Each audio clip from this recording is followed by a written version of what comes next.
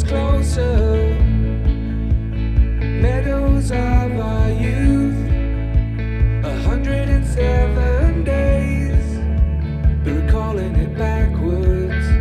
Our dreams holding us closer. Et coucou, je suis ravie de vous retrouver pour cette vidéo un petit peu blabla. On va parler coloration au henné et TikTok. Je commence avec la coloration au henné. Je vous ai déjà fait des vidéos. Là, vous me voyez avec vraiment le résultat final après plusieurs jours de pause et le premier shampoing que j'ai fait hier au soir. Cette fois-ci, j'ai laissé poser à peu près 3 jours et demi, presque 4.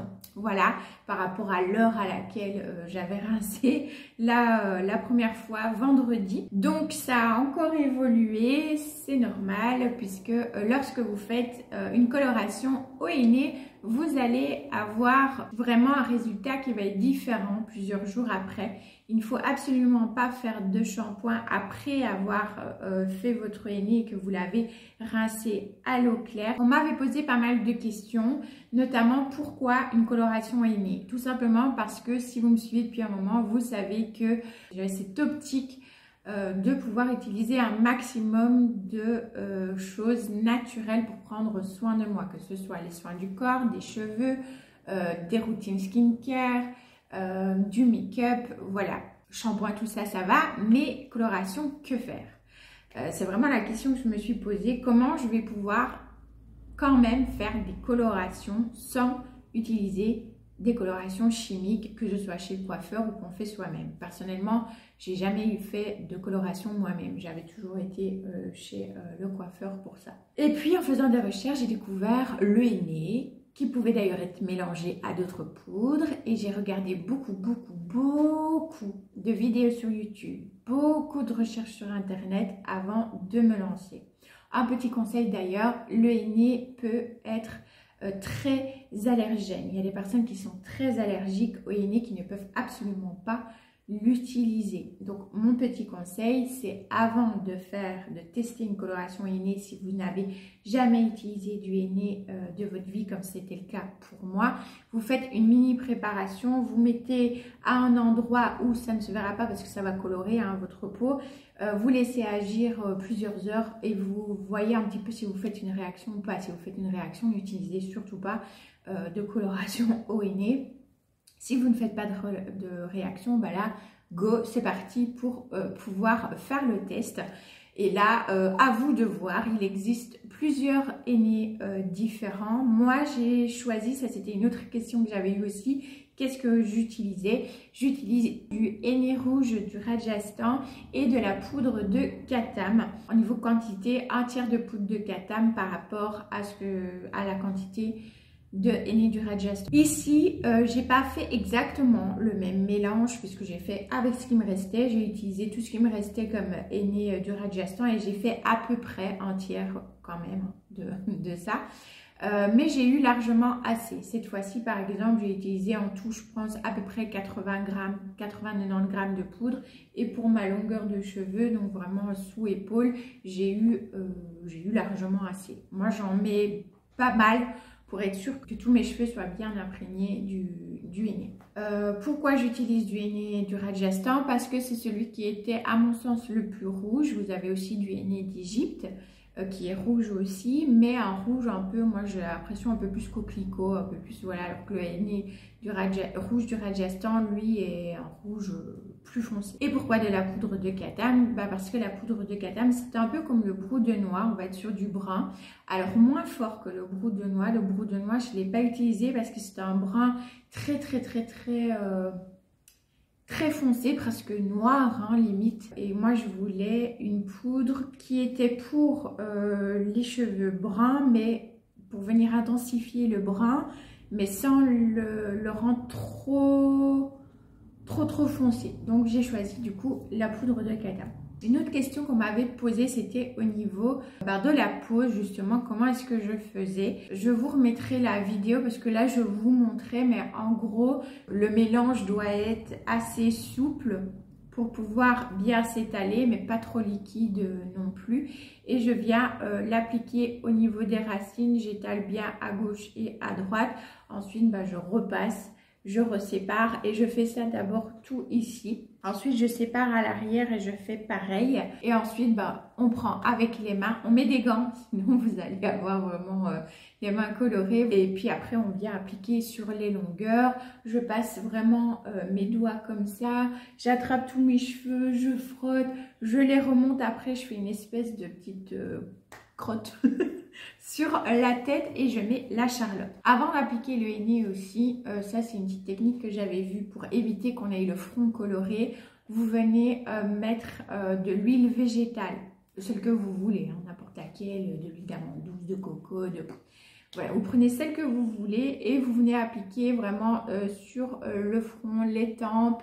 Moi je mets aussi sur mes oreilles, toutes mes oreilles et l'arrière et également dans la nuque. Comme ça, une fois que vous avez remonté tout, fait votre petite crotte et mis votre magnifique belle charlotte, il ne vous reste plus qu'à venir enlever le henné que vous avez déposé un petit peu partout, voire même sur vos bras si vous êtes comme moi et que vous en faites tomber partout.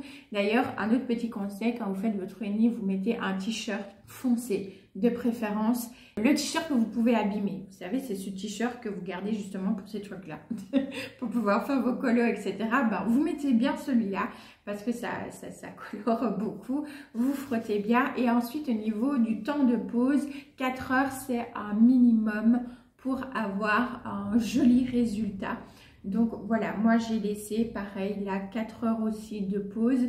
Et au niveau du rinçage, ce que je fais pour que ça aille plus vite, je remplis un seau d'eau avec de l'eau bien chaude, bon pas brûlante évidemment, hein, petit pas se cramer le crâne, mais vous mettez de l'eau bien chaude dans un seau et là vous allez tremper toute votre tête et vous allez vraiment bien frotter, vous relevez, vous essorez vos cheveux et vous faites ça plusieurs fois. Ensuite, vous passez soit à la douche, soit vous restez au-dessus de la baignoire et vous faites avec le pommeau de douche pour terminer le rinçage. Donc voilà un petit peu pour comment moi je fais pour la pose et pour le rinçage. Ensuite, il ne faut pas se laver les cheveux. Le henné a besoin d'un temps de pause vraiment pour d'une part que la couleur se fixe correctement sur vos cheveux et d'une autre part aussi pour l'oxydation. Le henné va s'oxyder au fur et à mesure, donc c'est-à-dire que quand vous avez fini votre rinçage et que vous essorez vos cheveux, voire que vous les séchez, moi j'avais juste essoré, j'avais pas séché au sèche-cheveux, j'avais vraiment juste essoré avec un essuie que j'avais gardé assez longtemps sur la tête. Vous n'allez pas voir le résultat directement, parce que le henné, comme je disais, s'oxyde. Donc, c'est au bout de plusieurs jours que vous allez avoir le résultat final, vraiment la coloration qui va être tout le temps là sur vos cheveux. Une autre question que j'avais eue, c'était combien de temps reste la coloration sur les cheveux? La même chose qu'une coloration chimique que vous faites chez le coiffeur, c'est-à-dire 2 mois et demi, 3 mois, voire plus même des fois, puisque c'est vraiment une coloration tout en nuances aussi, avec des nuances dans les cheveux. Ça va dépendre aussi on va dire de la vitesse de pousse de cheveux que vous avez. Si vous avez des cheveux qui poussent très lentement ou très vite, forcément ça peut varier aussi puisque vous allez avoir les repousses. Mais ce qui est bien justement, je trouve, avec le henné, si vous en faites, n'hésitez pas à faire vos retours d'expérience aussi, parce que ça pourra vraiment donner des retours peut-être même différents. Donc n'hésitez pas vraiment à partager votre expérience en commentaire.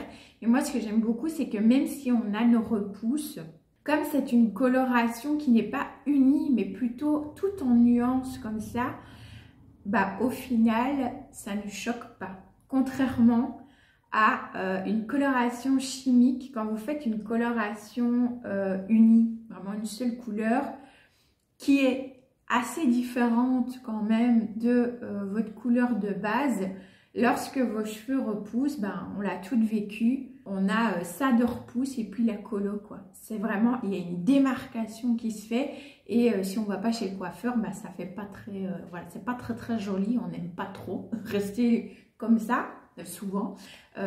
Donc Ça c'est un avantage avec le henné, moi je trouve, c'est que ça intensifie la couleur naturelle et ça vient apporter des touches de nuance. Quand on a nos repousses, je trouve que ça choque beaucoup moins que quand on fait une coloration chimique unie chez le coiffeur. Voilà, ça c'est un petit avantage aussi. Une petite chose aussi, si vous savez que vous n'êtes pas allergique, que vous voulez tester le henné, mais que vous n'osez pas vous lancer dans des mélanges de poudre, que vous ne savez pas quel henné choisir, parce qu'il y en a plusieurs, et il y a des poudres qu'on peut ajouter, comme moi là j'ajoute la poudre de Katam, etc. Vous avez sur Aromazone, moi c'est là que j'avais acheté ma poudre de Katam et mon henné rouge de Rajasthan. Mais voilà, si vous n'osez pas vous lancer, vous ne savez pas quel henné choisir, vous savez pas les poudres, etc. Vous avez sur Aromazone des mélanges déjà tout prêts. Donc c'est vraiment comme si vous alliez dans un magasin, acheter une coloration.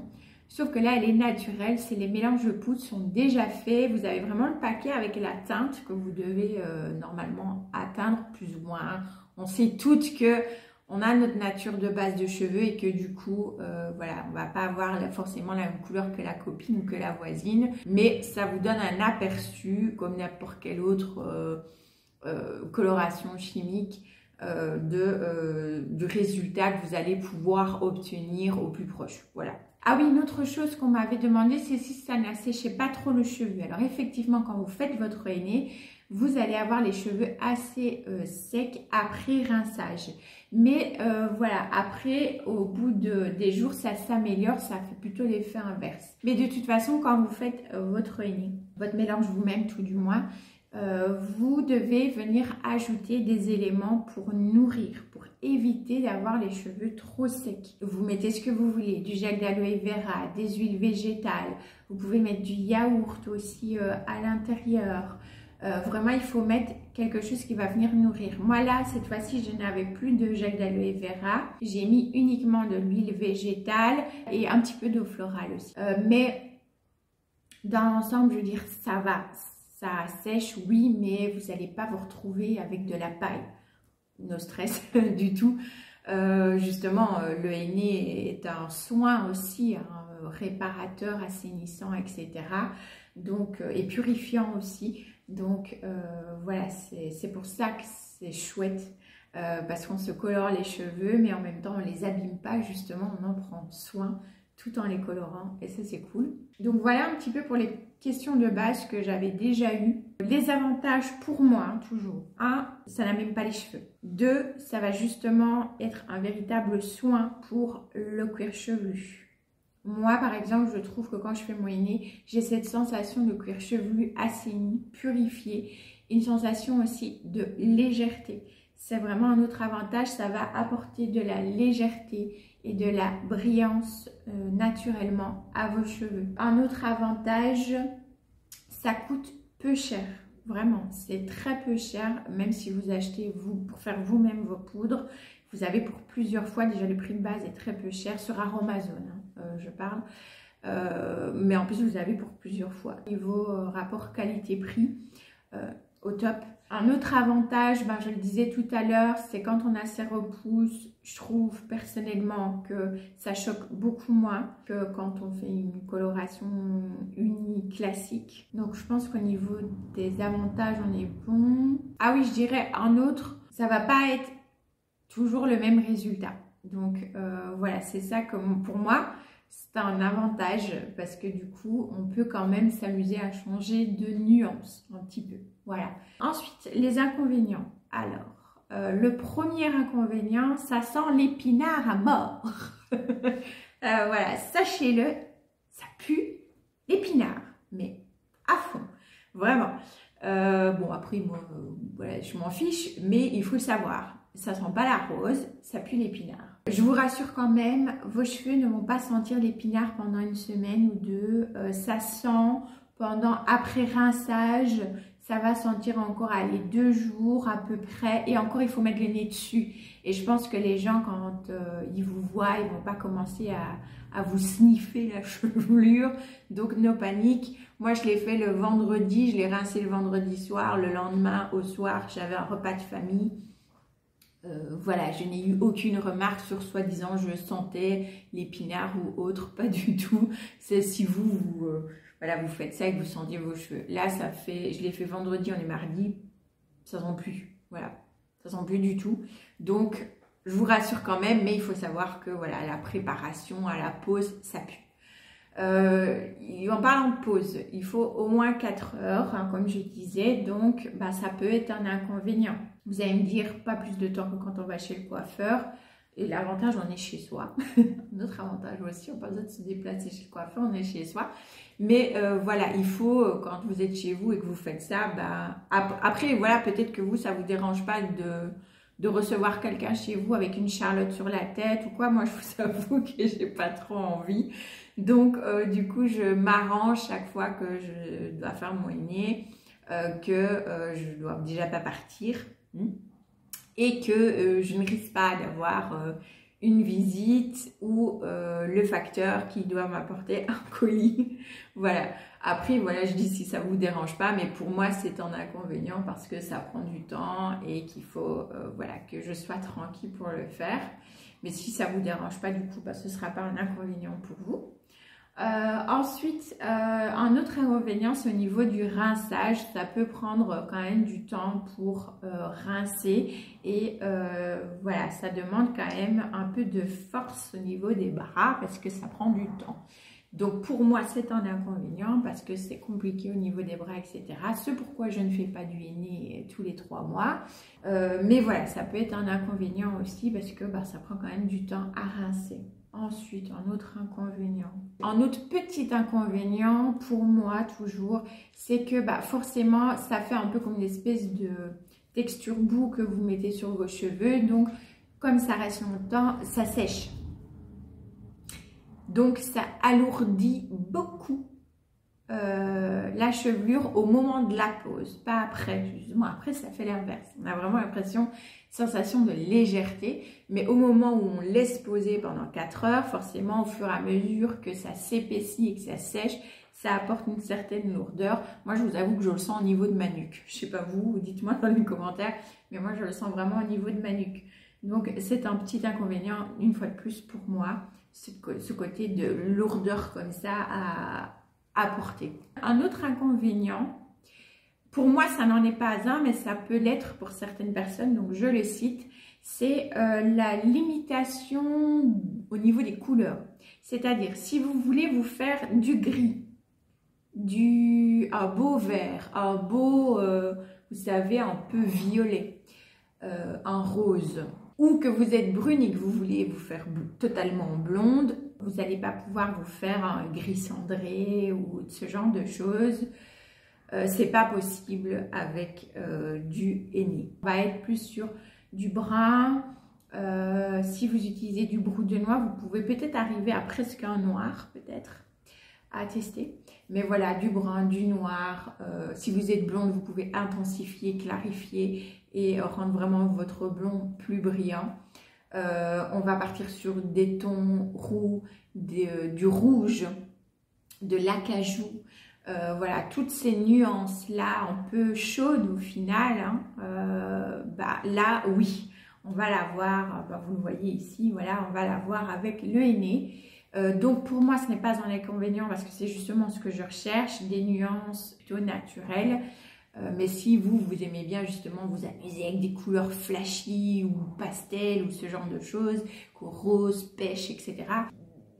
Bah voilà, ce ne sera pas possible du coup avec le henné. Donc voilà un petit peu pour mon retour d'expérience et des réponses aux questions que j'ai eues concernant le henné. Si vous avez d'autres questions, n'hésitez pas à le mettre en commentaire et j'y répondrai avec grand plaisir. Maintenant, je voulais vous parler un petit peu de TikTok.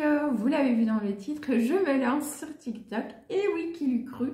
Tout simplement parce qu'au fait, j'ai envie aussi de pouvoir justement vous partager ce genre de choses un petit peu plus souvent et de manière plus spontanée. Et du coup, je me suis dit, bah, en fait, TikTok s'y prête très bien. Donc, je vous mets mon nom juste là. C'est Prissy Lifestyle. Tout simple, facile à retenir. Bon, pour l'instant, il n'y a pas grand-chose dessus parce que je commence à peine. Mais voilà, je vais l'agrémenter de plus en plus. Pourquoi Priscille Lifestyle?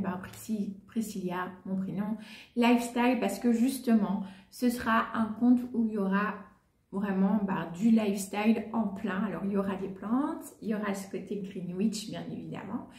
Mais il va y avoir plein d'autres choses aussi. Je vous partagerai des petits mini-vlogs, des daily vlogs sur une journée typique. Voilà, si j'ai fait du shopping, vous présenter des tenues, toujours dans cet esprit vraiment simple, doudou, et de ce côté aussi de positivité, de bienveillance, vraiment voilà, quelque chose toujours dans la simplicité. Je pense que vous commencez à me connaître maintenant, mais parce que j'aime beaucoup aussi voilà, les tenues, les habits, les bijoux, le make-up. Donc ça me permettra de partager vraiment de manière beaucoup plus spontanée en fait avec vous, puisque une vidéo YouTube ça se prépare, il faut du montage, il faut filmer souvent à l'avance aussi, etc. Tandis que là sur TikTok, on a envie de partager quelque chose, on prend son téléphone, on se filme et puis voilà, on peut le partager même s'il y a une petite préparation, mais c'est quand même une préparation moins longue que pour YouTube.